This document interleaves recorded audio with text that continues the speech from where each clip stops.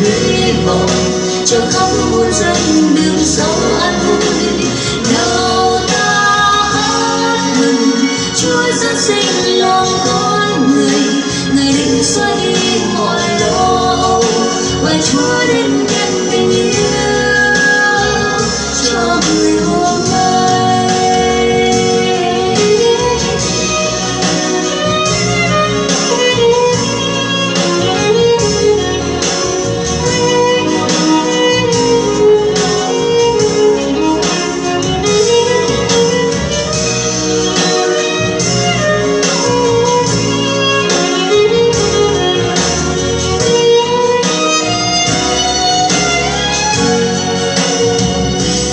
Huyền diệu thấy đêm nay muôn ngàn ánh sao rạng ngời, hòa cùng câu hát thiên thần báo tin vui mừng. Ban cho muôn dân trời cao vinh hiến danh Ngài, hạnh phúc đến cho trần gian Giêsu ra đời.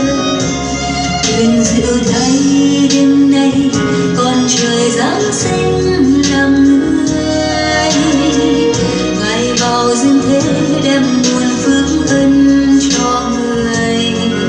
Mọi muôn lo trong tôi từ nay đã khuất xa rồi, vì Chúa đến ban niềm vui cho lòng tươi mới.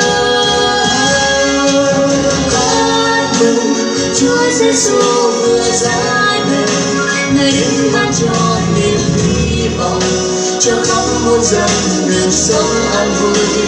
Nào ta hát Chúa giáng sinh lòng con người, Ngài đến xóa đi mọi lo âu và Chúa đến đem tình yêu.